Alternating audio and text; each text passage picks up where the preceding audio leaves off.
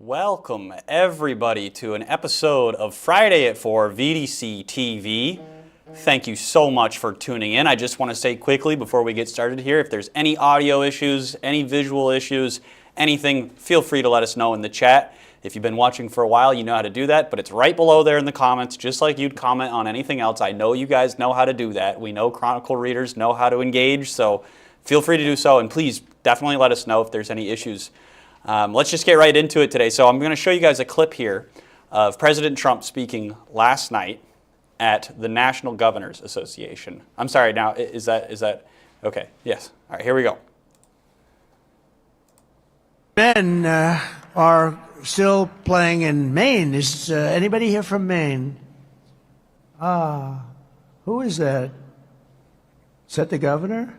I hate to tell you this, but we're not going to give them any federal money. They are still saying we want men to play in women's sports, and I cannot believe that they're doing that. But so we're not going to give them any federal funding, none whatsoever, until they clean that up. So again, that was President Trump yesterday speaking to all the governors in the United States in Washington, D.C., basically telling them, you know, telling the governor of Maine specifically that she's at risk, her state's at risk for losing federal funding for allowing transgender athletes to compete in female sports. So that kind of rose a question for us here at the Chronicle. You know, there's the story that we published a couple of years ago about the student who refused, the team actually, the Vermont Christian Academy, that they refused to play a team that had a biological male. This was a girls' basketball team. They wouldn't play them, and they were actually removed from tournament play. And that was, you know, a very controversial story. It was something that the Chronicle received a lot of attention for. It was a big story. So that kind of just rose the question, you know, are we at risk for losing federal funding because of this? You know, that was a couple of years ago, but I've heard in the past couple of years since that this hasn't really changed. There's similar things like this going on. But, you know, this all raises a lot of questions. You know, Governor Phil Scott, he's in Washington, D.C. right now. Maybe if you've watched the Chronicle or if you've been reading the Chronicle today, we published a story earlier that he's expected to meet President Trump, you know, like all the other governors. And I'm sure time spent is very quick, and it's like any other meeting you go to, you only have so much time to talk to people. So be curious to know if Governor Scott does speak to the president and what he might say if he were to. But just one of the things that was talked about in his press conference this week earlier was some of the comments that have been made by Vermont's delegation about the president and whether or not they agree with the direction of the presidency and if Phil Scott agrees with what they're doing. So I'm just going to show you a quick clip of what he said here. Let me just pull it up for you here. And here we go. And this is Phil Scott on Wednesday in his weekly press conference. The White House, as you might imagine, even being a Republican governor, particularly because of some of the statements I've made. But having said that, we have had some dialogue with them. They've forewarned us about things over the last month or so. So that's a start. And we'll continue to try and foster that. And so I believe the best approach is to be reasonable and, you know, take the emotion out of it and try and deal with whatever comes our way. Much like we do when we're experiencing an event, a pandemic or a flood or any other type of emergency. It's not good to get everyone riled up during an emergency. You want to provide for calmness and a path forward, and that's what we intend to do. So, Paul, I just sent an email off to Amanda, the governor's press secretary, about an hour or two ago. You and I were sitting in the State House cafeteria. That's right. And I just checked my email. I have not received anything back from her. Basically, I asked her, so President Trump just made this rather startling claim about cutting funding for the state of Maine because of the transgender student situation. Here in Vermont, we have almost identical situation. Is Vermont at risk of losing money? And if so, how much and how soon? We have not received any answer to that. Now, what the governor has said, and he kind of alluded to it there in that comment, is he is going to wait until he gets an actual federal action. Hey, state of Vermont, be forewarned that thus and such. And then he and his team will prepare a response. So it's pretty unlikely that the governor is going to kind of give a tit for tat with President Trump on this. No, and I'm more kind of kidding than anything. I mean, my guess is if we haven't received a response, my guess is the whole team is really busy with whatever they're up to down in D.C. I know there's a lot going on. I know he's hosting kind of a discussion about I think it was preparedness for emergency disasters. But point is, I think you're right, Guy. I'm curious to see what will happen in the long run. Right. I just think it was like kind of, I mean, not shocking, but it was like if you're the governor of Maine getting called out like that in front of all the other governors, man, I'd be really glad it wasn't me if I were Phil Scott. That's all I'd be saying. I don't know, maybe he wouldn't care, but I think he would. I'm curious if our viewers have any ideas on maybe what the governor should do or what the president should do about this. If folks, if you got any thoughts on this, let us know in the comments. Yeah, for sure. And just a reminder as how you do that, guys, it's just like anything else. If you comment on something on Facebook, it's right below, like in the chat. It should say comment function. We want you to participate in the conversation. It makes it a lot more fun. We'd love to hear what you guys have to say on this whole situation. I think the Chronicle and our readership has definitely hit this subject, specifically the whole federal funding thing and Doge and what's happening with Elon Musk. And I think part of why this is going this way is because of the work that our readers are helping us do. So. And one of the reasons we're bringing this out, Paul, is that the rest of the Vermont media kind of, to a large degree, has kind of ignored this transgender in sports. Yeah. And we, right off the bat, decided, no, this is really a story, and we're going to cover this. Speaking of stories that are really worth covering, we have one of Vermont's, I got to say, preeminent citizen journalists with us in studio today. Someone who just a couple years ago just started coming out of the woodwork, started coming to the State House and writing on things, writing op-eds, and standing up in front of the crowd saying, "This is what we ought to do." And it's Alison Despathy. Yep. Did I even say your last name right? Well, I used to be a Walsh, so Despathy is a little trickier. Okay. Despathy, you got it. All right. So Alison, there are a couple bills you've had your eye on. Tell us more about them. Okay. So one in particular is H-274, and I worked very closely with my representative, Greg Burt, on this. What town is that? Danville, Cabot, Peachum. Gotcha. So he's Caledonia, Washington. Great guy, so happy he's in there. And so what ended up happening basically in January, there was a woman in Guildhall, New Hampshire, who needed to get a kidney transplant. So she reached out to Dartmouth-Hitchcock, the hospital there. She received the requirements, and one of the requirements on there was a COVID vaccine. And because of her kidney issue, she was really concerned with the side effects, didn't want to go there, and they tried to deny her kidney transplant. So fortunately, what ended up happening is in their hospital patient bill of rights, it specifically says services and care cannot be denied based on vaccination status. So because of that, the Attorney General reached out to Dartmouth-Hitchcock Hospital and said, you cannot do this, you're at risk for a lawsuit, which forced them to stand down and remove that from their requirements and allow this woman to get the kidney transplant. Okay. So that was really huge. I mean, talk about a discrimination issue. And this has happened, it happened in Ohio with a child, a 12-year-old who needed a heart transplant. It happened in Massachusetts with a man who needed a heart transplant, and they specifically did not want to get the COVID vaccine because of the risks. So this is really huge. And I will say what's really even more amazing, the last sort of part on this is today in the House Healthcare Committee, Greg Burt was able to present his bill to the committee. And they seemed receptive. They seemed interested. They seemed upset. How could this happen? He was able to talk about this example that went on right over the border in New Hampshire. So it was really incredible. And that they even invited him in. And I just want to add to that real quick. Representative Higley has a really amazing bill, H61, that's about body autonomy and informed consent. And he was able to present that today, too. And that's the first time that bill has been in maybe 8 years. It was the first time he was invited in to present that bill. So that's one of the big changes that's happening Yes, this yeah. year, is a little bit more sort of openness to, frankly, non-Democrat bills. Yeah, and the conversation of this is Right. real and let's talk about it. You know, you mentioned kidney transplant. I'm not sure, Paul, if the camera can show it, but my Donate Life pin, Try. Can this be seen? Let me see if I can There we zoom go. in on that a little bit. Hold on. All right. Well, it says Donate Life. And the reason for that is my late wife in 1999 had a stranger donor kidney transplant, the first one in the northeastern United States. Wow.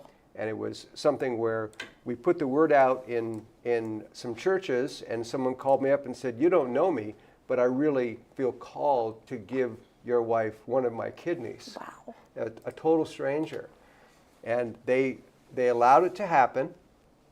They're always sort of worried about money under the table, Right. that sort of thing, which is a Right. legitimate concern. But in this case, it was just a total loving, giving, altruistic act. And that kidney donation gave my late wife another 12 years of life. When my children were 3 and 4 years old, when she had the transplant, they were teenagers, one of them getting ready to graduate from high school when she passed. Amazing. Wow. Yes. That's amazing. So what an incredible gift that was. Yep, absolutely. And to have something like, "Oh, I'm sorry, your vaccination records," wow. Interfere I would with have been that. rather upset about that. Yes. So good on you and good on Representative Burt Yes. for moving that along. Absolutely. There's also another bill you're following that really they're calling the Muzzle bill. And what's that all about? Yeah, so in Senate Health and Welfare, we're calling it the Muzzle bill, it's S28, and essentially it seems to be a response because of what happened with the pregnancy center bill last session, and so that became law, and they were warned that there was going to be a lawsuit. So that was basically, this law said, no false advertising. And who gets to decide what's false advertising? Oh, that would be the Attorney General, who is absolutely Right. against these pregnancy resource centers to begin with. Right, so free speech issue, big Yes, time, yes. yes. And so it is being litigated, it is in court right now, and this seems to be a response to that. But what they've done is they're putting it under consumer protection, and all of us would agree consumer protections are important, and we don't want false advertising, we want real good information. But basically what they've done is they've broadened it out to now what seems to be to include healthcare professionals in general, and what constitutes who's saying the right information. Is something being said that's confusing or misleading? And again, we're back to who decides that. Right. I have a nutrition practice. I work with many doctors. I can have someone come to me and they have many different approaches to heart disease. Are they working with diet and exercise? Are they working with statin medications? Are they not? So there's many different approaches to health care, and we absolutely don't want to limit that. We all know we want second opinions. We want to be able to have a diverse array of options to choose from in how we approach our health care. We don't want to limit that. So the naturopathic physicians have been included in this bill. They're going to be testifying soon, and people are keeping a good eye. Even Devin Mann from the hospital systems, she sat there and she said, this is too broad. We need to work on it. And I want to give props and many thanks to Senator Douglas, a new senator in that committee. Sam Douglas, Orleans County. Yes, new senator in that committee. As soon as this bill was introduced, he saw it. He saw the issues right away. Wow. This language is too broad. He had constitutional issues around it because of freedom of speech. And I think there's going to be testimony getting into this is a problem. We can't limit these different approaches to healthcare and different perspectives. So that's why we're calling it the Muzzle bill, right? Wow, sure. Yeah. Now, So people want to weigh in on this. How can they do that? I think they would want to reach out to Senate Health and Welfare and just ask the questions. What does this mean? Because it will affect patients. Yep. If patients, they don't want to go somewhere and just you go to a few places and these are your options, boom, boom, boom, all the same. That does not resonate. Every single one of us knows that there's a lot influencing our healthcare decisions, and we need to have those options, and we need providers who are using good information, research, and science, but have a different personal approach. And we have to respect that. So they can go to the legislature's website, Thank you. click on Senate Health and Welfare Committee, and up will pop the names of all the different senators, and maybe one of them is yours. Yeah. And you email them, and just like that. Yeah, let them know your concerns. Please Yep. do, please Okay. do. Well, Yep. good. It's a risky bill at this point. Well, Allison, boy, thank you for filling us in on that. Yes, no problem. We hope you'll stick around for the rest of our conversation Oh, on yeah. the slowest session ever. Before we do that, Yeah. though, Paul, now might be a good time for one of our advertisers. Absolutely. So we're going to do, let's start with Procter Gas. Procter Gas, the propane people. They're based in Proctor, Vermont, which is they serve the Rutland area with propane installments, and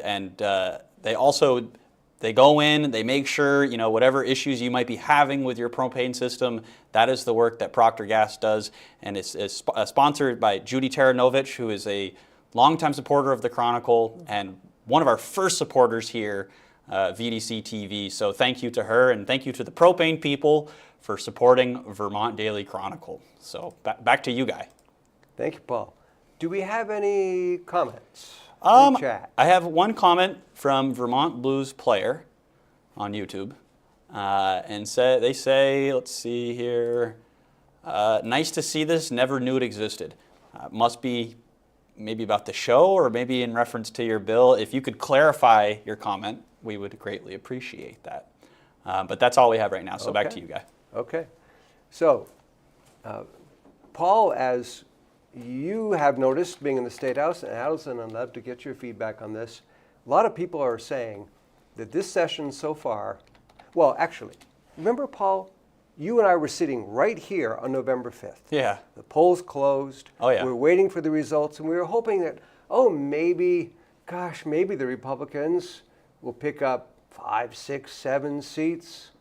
Well, actually, they more than doubled that. Mm-hmm. And when we left at 12 o'clock, we looked at each other and said, Vermont is now a purple state. Yeah. Right? Yeah. So we all figured, okay, dissatisfied Vermonters, they threw the supermajority bums out.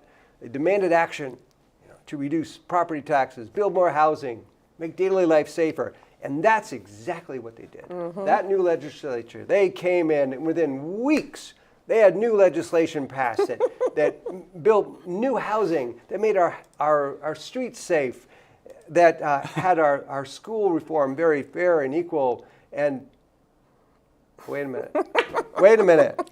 What are you talking about, Guy? That didn't happen. That was the story. That didn't happen? No. Yeah. Like, where's he going with this? This is not real. Right. Not quite. So this is like Johnny Bananas in a satire, right? Okay. So let me read you a quote from Austin Davis, who's the legislative director of the Vermont Chamber and one of the really savvy observers and advocates in the State House. He wrote in his newsletter today, informal polling of anyone who has spent substantial time in the Vermont legislature will tell you this is the slowest session with the least done that has been experienced in decades. Mm-hmm. And that's absolutely right. Yes. We are a week away from town meeting break. Mm-hmm. Is that all it is? Yes. Wow. It's 1 week away. And so I want to kind of look at some of these issues. And Paul, I know you've got your finger on the whole climate thing. I'm going to bring you in on this in a little bit. Mm-hmm.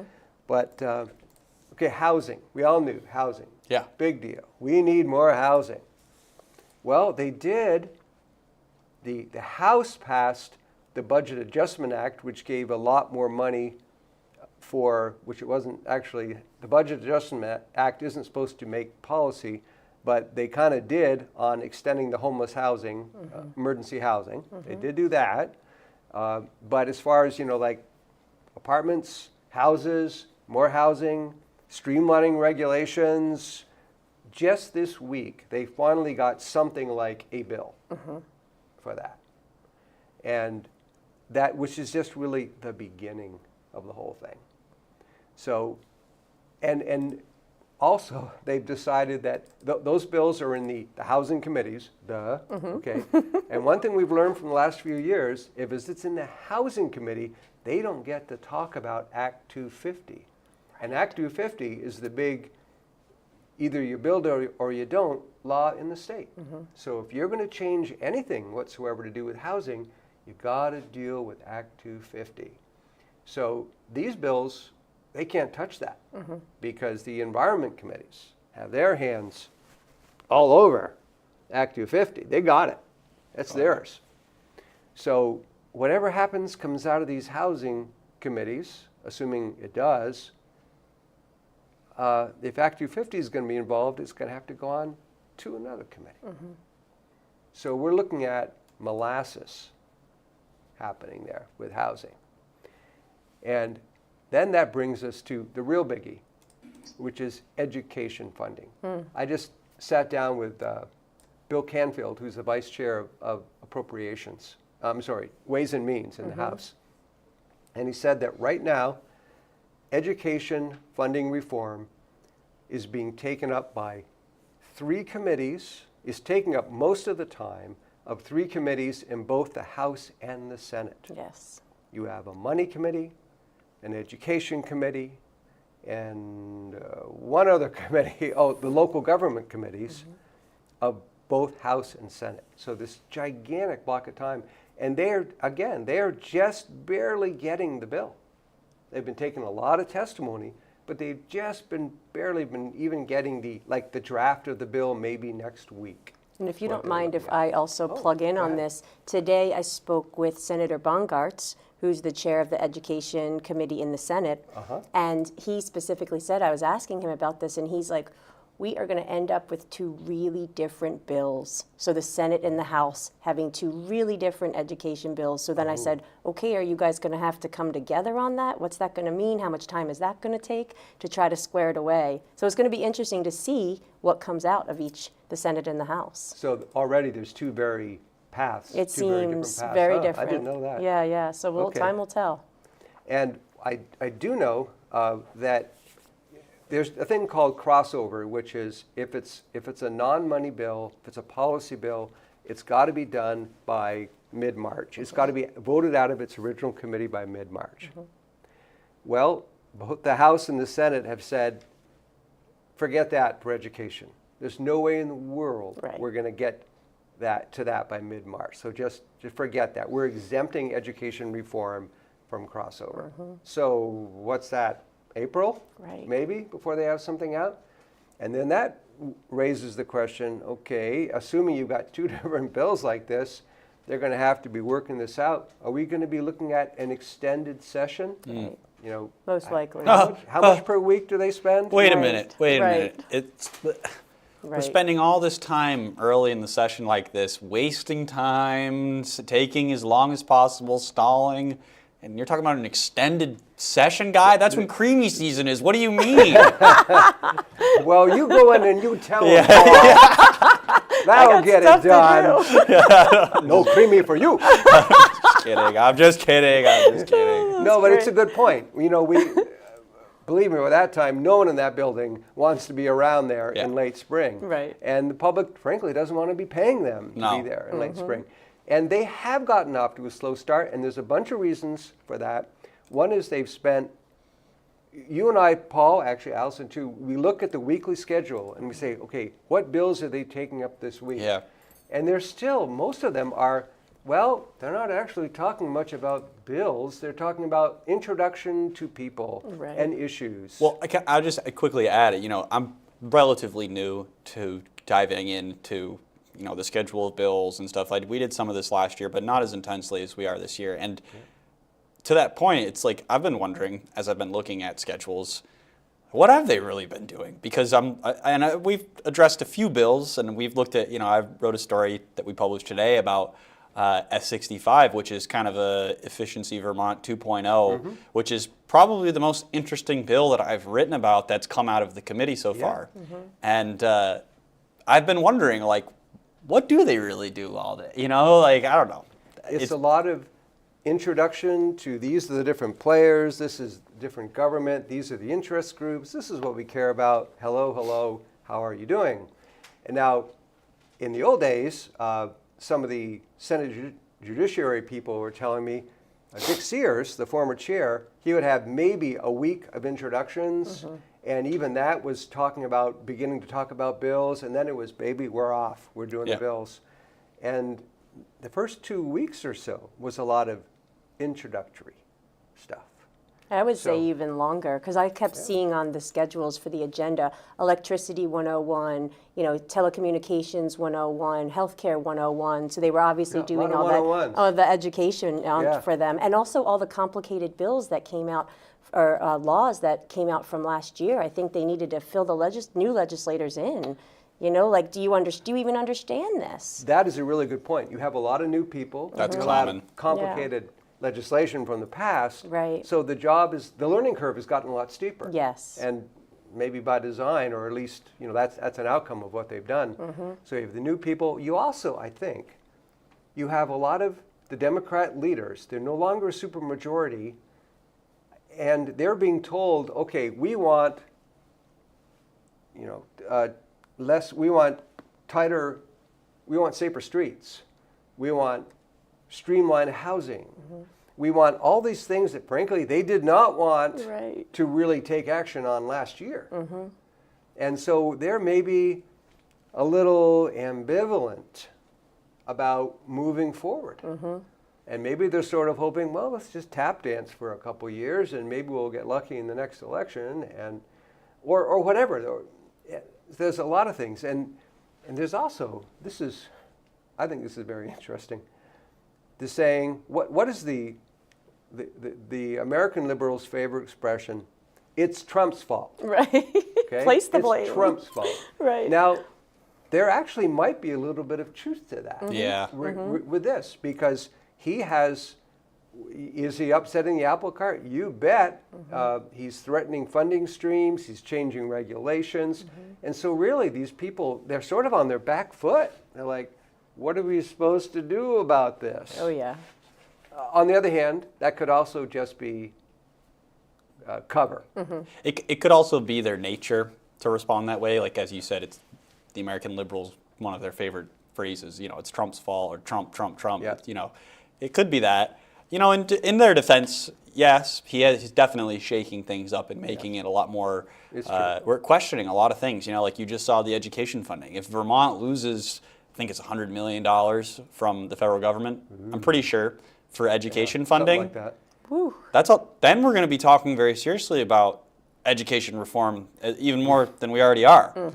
And I think it's interesting because, and I'm hoping maybe I could show the clip that we talked a little bit about earlier of Phil Scott talking about Bernie Sanders, and because you have from Vermont's federal delegation, you have the same kind of, they're all beating the same drum of it's Trump's fault and Trump, and he's leading us towards authoritarianism, and he's on a rampage, and all these really divisive. An illegal rampage. An illegal, Right. That's right, an illegal rampage. Says Peter Welch. Says Peter, exactly. And you keep seeing this kind of rhetoric, and you're like, okay, just put yourself in the mind of somebody who's not really all that politically minded.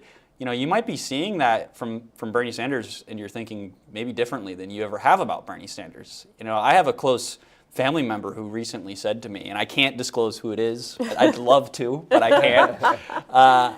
Who told me, look, if Trump is really going to do a lot of the stuff that he says he's going to do, in terms of going into the federal government and cutting waste, then he's kind of redeemed himself in my eyes, because this government, what it's become as an institution, is so inflated. It's an inflated bureaucracy where entire industries are dependent on federal funding and nonprofits and NGOs and all these people. It's like, well, the money doesn't just come from nowhere. You got to generate revenue.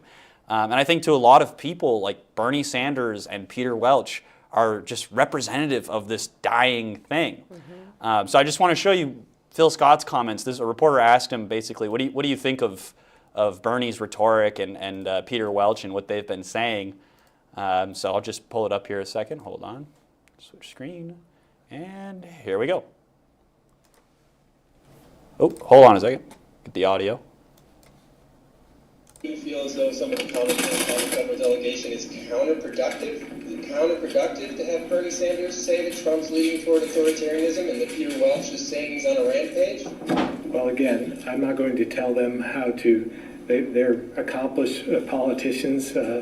They've earned their right to be in the positions they're in, but that wouldn't be my style. It's just different, and I would hope at some point there'd be finding ways to work together on whatever issues that might come along, because they can't be opposed to everything that they're doing. There's got to be a path forward, and I just see this being a long 4 years if we're going to set this up and have so much controversy.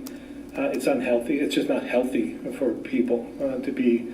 They'll either engage and just be so emotionally charged, or they'll just back away and make like it isn't happening at all. And so we need a certain level of engagement, and I think that Vermonters and Americans should reflect on how do we make our country better, and how do we listen to one another. And So I'm just gonna switch it back here, and before we go to an ad real quick, guys, I'd just be curious to hear from both of you. What are your responses to that? What do you make of that? I've watched this video a bunch of times. I had some thoughts about what Governor Scott said, but what do you guys think?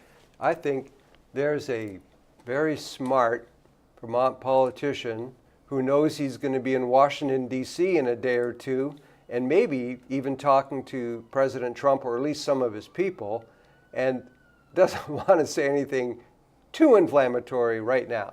So I think that's part of it anyway, and I do think that's partly how Governor Scott rolls, that he is trying to be kind of above the reflexive partisan fray. He always has. Well, in a lot of cases, he always has been trying to do that. Allison, what do you think?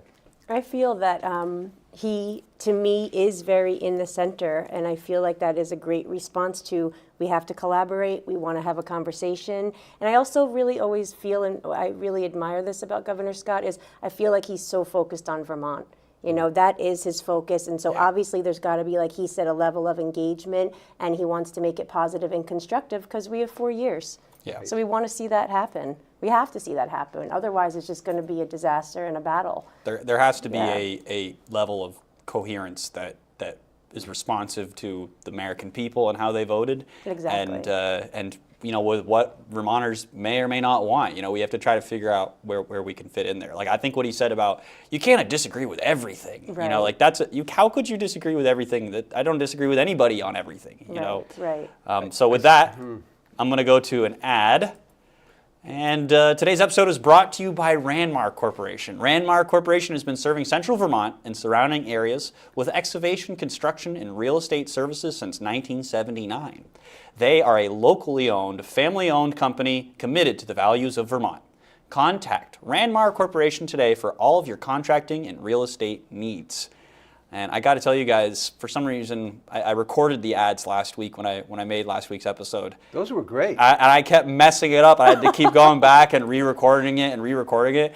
It's really easy for some reason to do it live. I don't know. There's like pressure's off, I guess. It's very weird. As long as you've got some good script to read, like you obviously did right there. It's a little easier. That's good. Anyway, so I think we've talked to, so Guy, where do you want to go from here? Yeah, there was I was just about to say something incredibly profound about Trump. Oh yeah, it was money. It always comes down to money.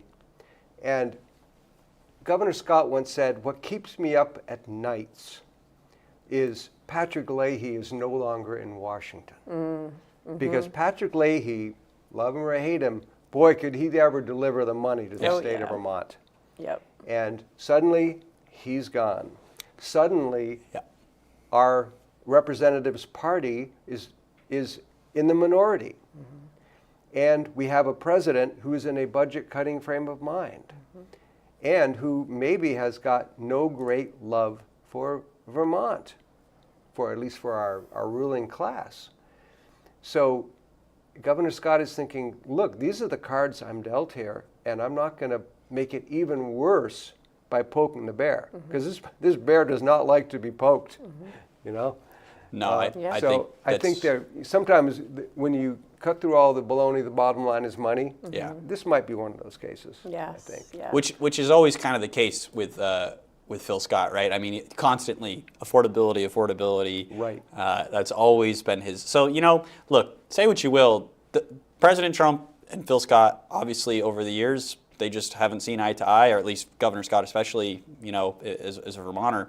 But maybe when it comes to this financial end of it, yeah, I mean, Patrick Leahy being gone is such a big deal. That would keep me up at night too if I were him. But they've seen this coming for many years. I think that there's a lot of people he's working with and around that, Patrick Leahy obviously was going to be gone at some point, and with no longer a Biden presidency or Kamala Harris, whatever else, Bernie Sanders has almost probably zero pull with the president of the United States. Right. And for that matter, I don't know what his standing is like in the Senate, but a lot of people kind of look at him as kind of a little bit of a wackadoo. I mean, even Vermont is kind of like, okay, Bernie, thank you.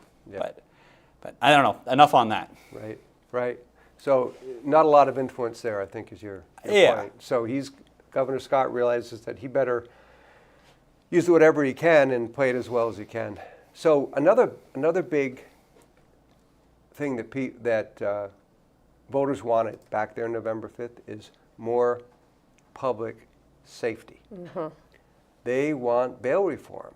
They want what I call a Michael Reynolds law, which is basically the catch and release. Here's a guy, it's Michael Reynolds, 2,500 police encounters, and they keep letting him out, even though he has like 12 convictions and felony convictions, and they just, hey, he's in Sarah George's jurisdiction. He's got it made in the shade as far as law enforcement goes. Unless you're a cop. Unless you're a cop. Unless you're a cop. Right, This Shelburne cop who happened to hit a bicyclist riding at night on Route 7. Right. Hey, bad on him. That should never happen. But a felony charge of gross negligence, would that have happened to Michael the Reynolds? average person? To Michael Reynolds? Yeah. I mean, seriously, it's a... Yeah.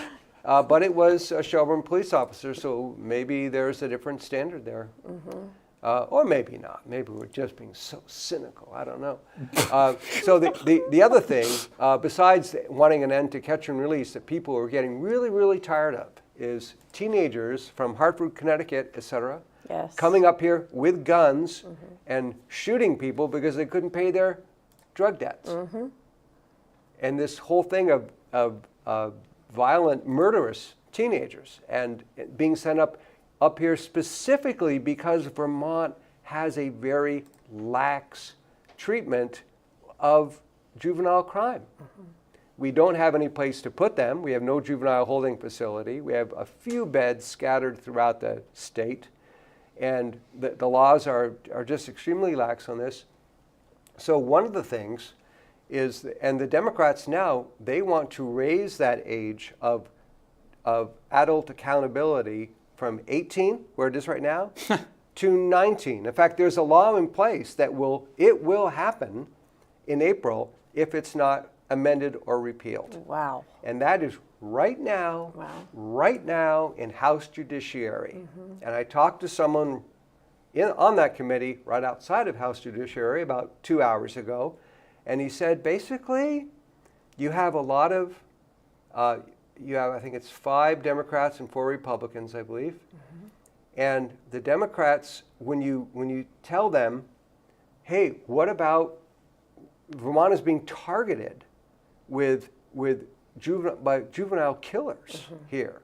What about that? And why should we be raising the age of accountability? And basically, he said, they just kind of shrug. It's like, huh? It's so just, dangerous, so dangerous. In the great balance of things, that's kind of not all that as important. Well, what's the argument for it, Guy? Are they saying, Vermont, maybe there's like a funding issue with putting people in jail? I mean, I know they're not putting people in jail as it is now. So is the argument by raising that age, you wouldn't have to expend as many resources to prosecute criminals? Is that cutting right down to the edge, Paul? It's anti-incarceration. That's it. and when you cut through all the arguments, is we don't want to incarcerate. There are people who, if they could raise it to 24, Right. they would, because they do not want to incarcerate. There also is, they closed Vermont's juvenile detention facility in Woodside, in Essex, and without a replacement. So they have, I've got to give the state some credit, they've tried very hard to open up facilities elsewhere, and the locals all say, yeah, right, we want to have a bunch of vicious teenage criminals in a semi-secure facility in our neighborhood. Absolutely, bring it in. Right. Yeah. That has been fought. Right.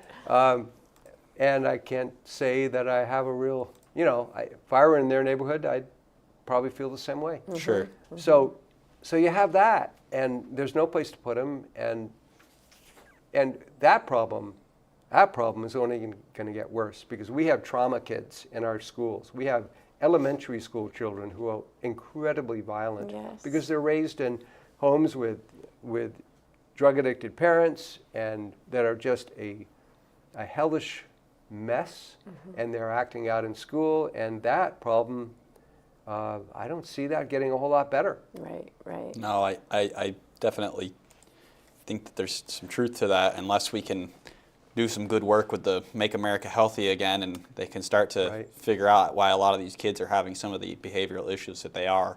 I think a lot of it comes down at the core to what they're eating and what they've been putting into their bodies. If you feed a kid red 40 dye and sugar from high fructose corn syrup for breakfast, and his Fruit Loops, I imagine, I don't know, I've seen it, but they're not going to have that great of behavior while they're in school. No, I think that, and then also I think back to the upbringing issue that you bring. I mean, just that has been devastating to see some of that family structure really sort of dissolve, and unfortunately it seems like that is on the rise for the reasons you mentioned, especially the drug addiction and poverty, et cetera, abuse, cycles of abuse that happen, and so those numbers, I mean, I don't want to see them increase, but maybe we are going to see some more of that. And obviously, also just last year, with all your guys reporting, the Vermont Daily Chronicle was flooded with all the cases of the people coming up from the other states, and the drug crimes, and the killing, et cetera.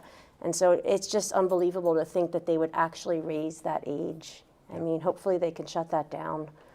Yeah. The Republicans want to see it happen. I hate to sound so partisan, but hey, it is a party line thing. It really is. And right now, the Democrats on that committee, they're not interested. And who knows? Maybe something will work out. And also, the governor has veto power now, so he can say, frankly, Justice bill coming out of the legislature didn't do enough. You didn't address some really core issues. Therefore, I want you to come back and do that. He was within his rights to do that. So who knows what's going to happen there. Hey, Paul, why don't we take another ad, and then we'll come back, and I want you to talk about some of the climate change action. Absolutely. Okay, today's episode is brought to you by One Day in July Investment Management. As financial advisors, One Day in July provides personalized investment management and financial advice to individuals, families, and institutions. They work with clients to understand their financial goals and build investment solutions. They are fiduciaries on all accounts for all clients. One Day in July is based in Burlington, and I believe they have offices down in Bennington and maybe one more place, Guy. I don't know if maybe you know the answer to that. I think they have offices all over the Northeast and throughout the states. Okay, but based in Burlington, and a growing firm, relatively new, Dan Cunningham up in Burlington. Shout him out. Thanks for supporting. This is a guy who raised in Bennington, and he said he was drinking a lot of Diet Coke, and he was up really late one night in July, and it just sort of hit him. Oh, this is what we need for an investment firm. That's great. And he's been off to the races, and I think is one of or the fastest growing investment firm in the country. Nice. It's an incredible Vermont success story. So Paul, I understand that right now, especially if you read Rob Roper's column in the Chronicle today, that it looks like the clean heat standard, the latest pathway to get to reduce carbon emissions, maybe maybe isn't going anywhere, maybe is sort of stalled. And at the same time, something else seems to have emerged. And why don't you tell us more about this? Yeah, so I touched on it a little bit earlier. It's S65, which is coming out of the Senate Natural Resources Energy Committee, of which Ann Watson is the chair, and she introduced this bill. And actually, Allison, I think you were there on Wednesday. Was that Wednesday or Tuesday or Tuesday or Wednesday? Yep. Doesn't matter. But Yeah. we were both there, unplanned, and watching like hawks what's going on in this room today. Right. But she basically laid it out, and the bill itself would expand authority of Efficiency Vermont. So how it works right now, and this is what she explained to me, is Efficiency Vermont, which is it's a state-funded organization. Efficiency Vermont, am I wrong on that? It's a state organization. It's funded by the ratepayer. We all pay for it. That's the right. ratepayers. There's a percentage on every monthly bill. Yes. So that money itself is used. It's only allowed to be used a certain way through Efficiency Vermont. And what she's trying to do is expand how that money can be used through S65. And one of the ways that she wants to do that, or at least the bill is attempting to do that, is get involved in the production, or at least the system itself of battery storage, electric battery storage. So like one of the big things that people are trying to do to meet the demands of environmental regulation is increase battery capacity and storage capacity for wind and solar, because that's the big problem with wind and solar, is that you can't, once you might be able to generate a lot of electricity, but if you don't have anywhere to send it or store it, there's nothing you can do with it. So battery storage is becoming like this really big thing, or it has been for a while. And so basically what I witnessed and what you saw too was Edward McNamara. I'm sorry. McNamara. McNamara. So he's yep. the commissioner of the Public Utilities Commission. One of the chairs. Chairman. Yep. That's right. Yep. One of the chairs. And he told her basically, and you can read this in the Chronicle too, but it's like we already have programs that are out there doing this. The power industry itself is already trying to do this, and there's money that's being spent to do this publicly.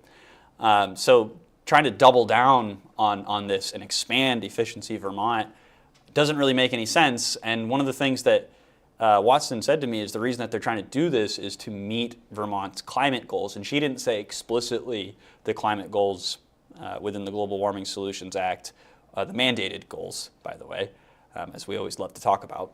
She didn't explain specifically that that's what this bill was trying to do, but one can infer they're trying to reduce thermal emissions, which is what the Clean Heat Standard was all about.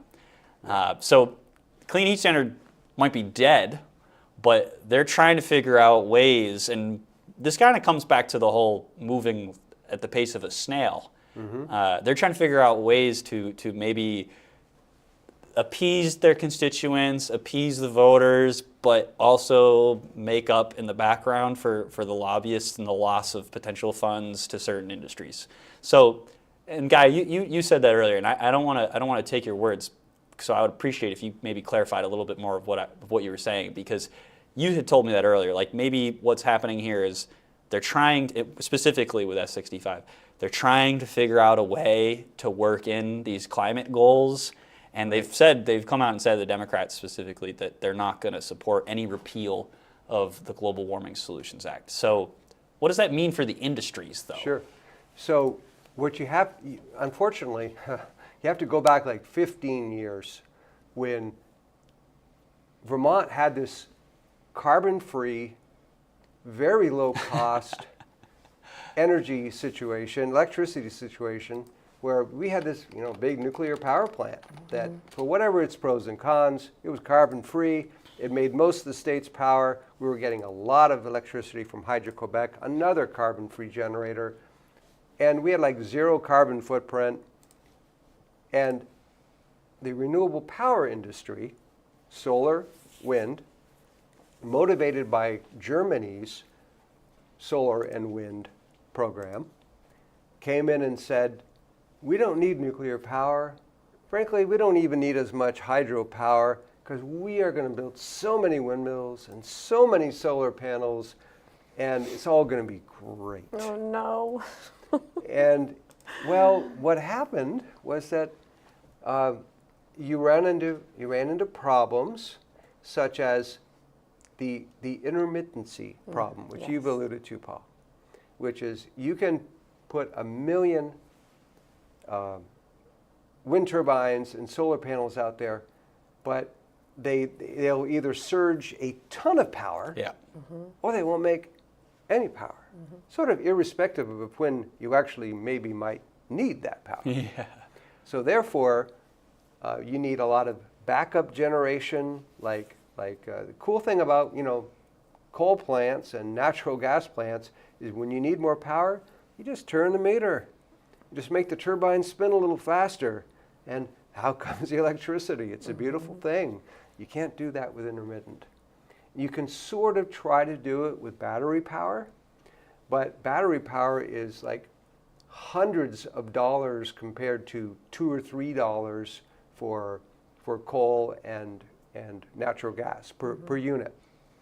So it's not very cost effective. Just because so much goes into storing it and, Right. and the development of the technology. And, I've been reading, I did look into it a little bit more, that like in the future, this actually might be a way to get around some of this stuff. But I don't know. I still think I don't know. I kind of have some reserves on what I really think with this, because batteries and battery storage and as a whole, like there's just so many dangers in the manufacturing, the storage of them, the money that goes into keeping them safe, and like, I don't know, it just doesn't really seem all that cost effective then or there's good this- for the environment. But Right. that's a whole other topic. But Right. Then there's the skateboard fires. Oh, yeah. We got a press release from the Burlington Fire Department that Gene Mance Hall at UVM. oh boy, I lived there. You I live lived there. Yeah, I Yeah. lived there for 2 years. Yeah, Yeah. I lived about a block away from there for a while. Gene Mance Hall was evacuated on a Saturday because someone's lithium-ion battery-powered skateboard caught on fire. Oh, yeah. I love that. No, I don't. Yeah. But I love that it was in Gene Mance But- of all but- places. But there's a problem, you have safety problems. Of course, every power generation has pros Sure. and cons and everything. But I guess my main point that I was trying to make, Paul, was that the clean heat standard was not the first effort to be rah-rah, let's do this, and then it essentially failed. Yeah.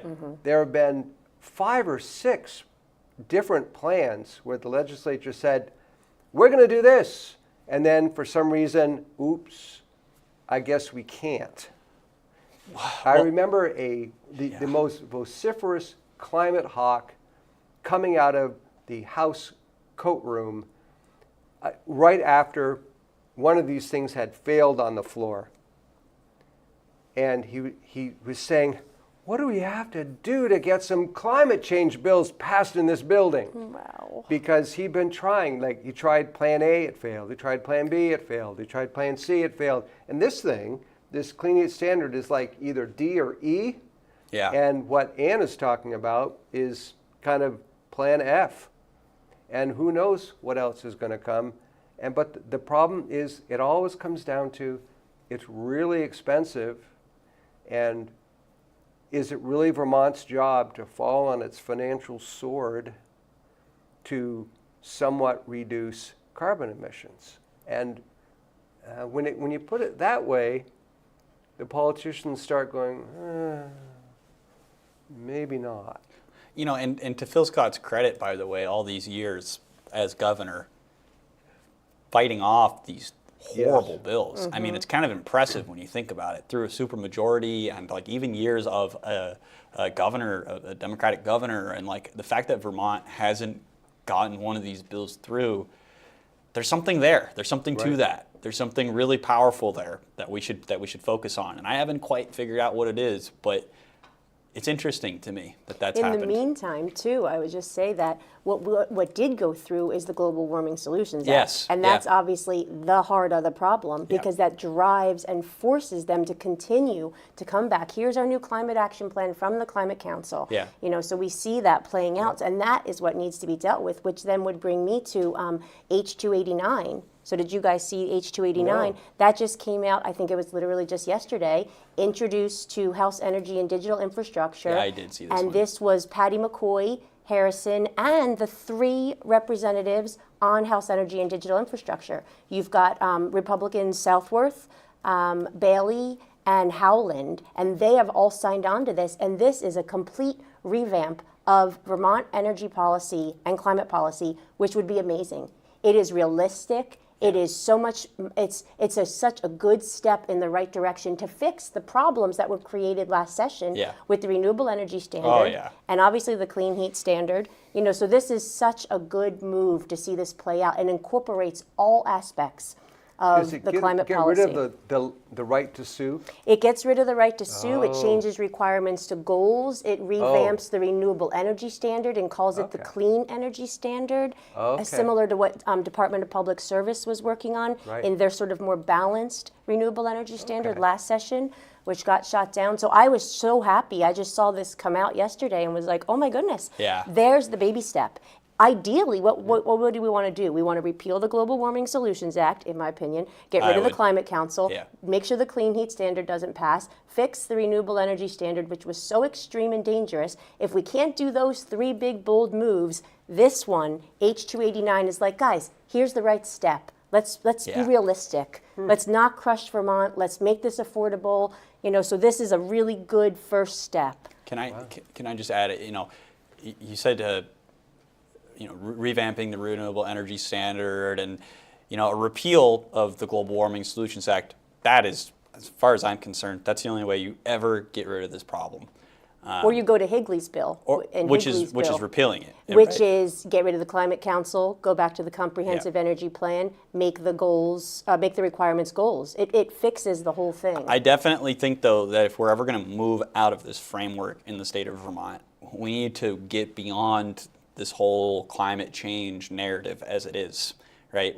The goals, I mean, if you really want to dive into it, the goals themselves, are they even worth aiming towards? Is it going to do anything for the environment? And I'm not even talking about, like, if everybody in the globe started doing whatever these goals are, does it really make any sense? And, like, I know it's a baby step in the right direction, and we are in a very blue state, but we, long-term, need to be looking and trying to get out of this completely. And this is where we're so focused on emissions. It's so focused on emissions, which is one small part of that big picture. Right. Yeah. Right. So we do have one more ad I just want to do for you folks before we wrap it up here.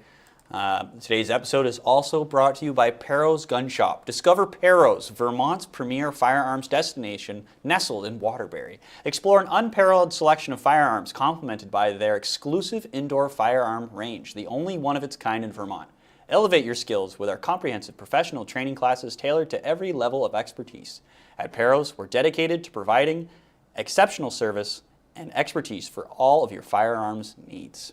So Perro's in Waterbury, one of our newest sponsors. Follow them on X, follow them on Facebook. They run a pretty cool page, constantly showing off their cool firearms, cool guns.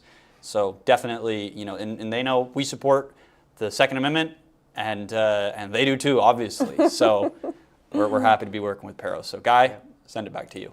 Sure. So everyone, thanks for tuning in. Thanks for listening. Allison, thank you for coming on. Thank you for having me. I told you she's a great Citizen Journal, right? Man.